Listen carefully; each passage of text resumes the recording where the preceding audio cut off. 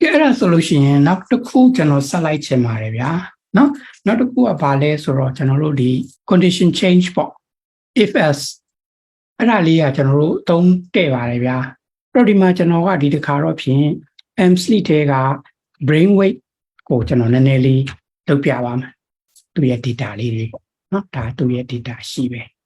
တော့အဲ့ဒီဟာကိုကျွန်တော်တို့ဘာလုပ်ပြခြင်းလဲဆိုတော့ MSLIT ထဲက brain weight 0.01 ထက်ကြီးတာဘာတွေလဲတောင်းလိုက်တဲ့အခါမှာကြီးရင် true မကြီးရင် false logical factor အနေနဲ့ပေးတယ်အဲ့ဒီမှာကျွန်တော်ကဘာလုပ်ချင်တာလဲဆိုတော့ size of brain ဆိုပြီးတော့မှ object name ကိုအသစ်တစ်ခုပေါ့ object name ကို size of brain ဆိုပေးတယ် MSLIT ထဲမှာရှိတဲ့ name နဲ့ brain weight ကို select မှတ်မယ် MSLIT ကို pipe ထဲထည့်တယ် name နဲ့ brain weight ကို select လုပ်တယ် pipe ထဲဆက်ထည့်တယ်ပြီးတဲ့အခါမှာ brain weight ထဲက not available တွေကို drop လုပ်ခဲ့တယ် drop လုပ်လိုက်တဲ့အခါမှာဘယ်လောက်ကျန်လဲဆိုတော့46 plus 10ဆိုတော့56ခုကျန် mutate ဆိုတဲ့ function ကိုသုံးမယ် variable အသစ်တစ်ခုပေးမယ် variable အသစ်ရဲ့နာမည်ကိုကျွန်တော်တို့က brain size လို့ပေးလိုက်တယ် variable အဟောင်းပြန်သုံးရတယ်အဲ့ဒါဆိုလို့ရှိရင် override လုပ်အဟောင်းမသုံးဘူးကျွန်တော်တို့အသစ်သုံးပြမယ် if as တကယ်လို့များ brain weight ဒီ 0.01 ထက်ကြီးခဲ့မယ်ဆိုရင် large လို့ပြောင်းမယ်မဟုတ်ရင် small လို့ပြောင်းဒါ conditional change if as ရဲ့သဘောတရားဒီ if as တကယ်လို့များ brain weight ဆိုတဲ့ variable ဒီ more than 0.01 ဖြစ်ခဲ့ရင် large လို့ပြောင်းမယ် 0.01 ထက်မကြီးလို့ရှိရင် small လို့ပြောင်းမယ်ဒါပဲဒါရဲ့အဓိပ္ပာယ်ကနောက်တစ်ခေါက်ပြန်ပြောပြမယ်နော်အဲ့တော့ဒီမှာကျွန်တော်ကမလုပ်လိုက်တာလဲဆိုတော့ size of brain ဆိုပြီးတော့မှနာမည်တစ်ခု object name တစ်ခုပေးထားတယ်မပေးလည်းပဲရတယ် MSLIT ဆိုတဲ့ data set ကို pipe ထဲထည့်တယ်အဲ့ဒီထဲကမှ name နဲ့ brain weight ကို select လုပ်လိုက်တယ် pipe ထဲဆက်ထည့်တယ်အဲ့ဒီမှာမှနောက်တစ်ဆင့် brain weight ထဲက NA တွေကိုဖြုတ်ချချန်ခဲ့လိုက်တယ် pipe ထဲဆက်ထည့်တယ်အဲ့ပြီးတော့မှကျွန်တော်တို့က mutate လုပ်မယ်ဘယ်လိုမျိုးပြောင်းလဲလုပ်ပြီး mutate လုပ်မှလဲဆိုတော့ variable name ကိုကျွန်တော်က brain size ဆိုပြီးတော့မှနာမည်ကိုအသစ်ပေးလိုက်တယ်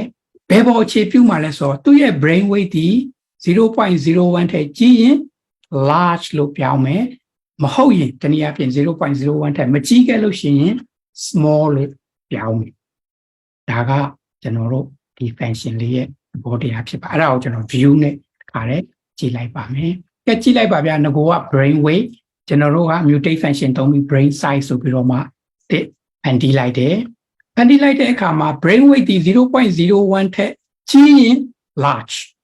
ကြီးတဲ့အတွက် 0.015 ဆို large မကြီးရင် small ကြီးရင် large ကြီးရင် large ကြီးရင် large ကြီးရင် large မကြီးရင် small အဲ့ဒီလိုမျိုးလေးကျွန်တော်တို့ဒါသုံးရတာဖြစ်ပါတယ်ဒါကကျွန်တော်တို့ဒီ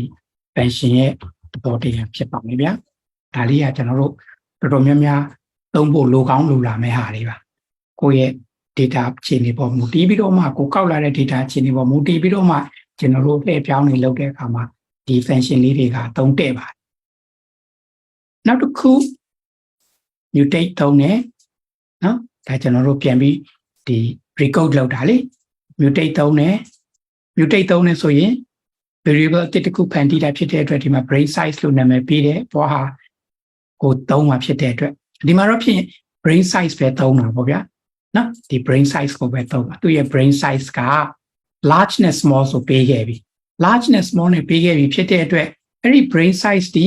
large ဖြစ်ရင်1 small ဖြစ်ရင်2 recode လုပ်တာ recode function သုံးတာ recode function သုံးတယ်ဘယ် variable ကို recode လုပ်မှလဲဆိုတော့ကျွန်တော်တို့အသစ်ဖန်တီးလိုက်တဲ့ brain size ကိုဒီ brain size ဒီ large လို့ဖြစ်ရေးထားတယ်ဆိုရင်1 small ဆိုရင်2အဲ့ဒီအတွက် mutate ဒီမှာကျွန်တော်တို့က brain size ပဲသုံးမှာဖြစ်တဲ့အတွက် override လုပ်ချလိုက်လိမ့်မယ်အဲ့ဒီဟာကိုကျွန်တော်တို့က run လိုက်တယ်ဆိုရင်ဒါဒီမှာ brain size ဆိုပြီးတော့မှကျွန်တော်တို့1နဲ့ recode လုပ်ပေးတာကိုတွေ့ရပါတယ်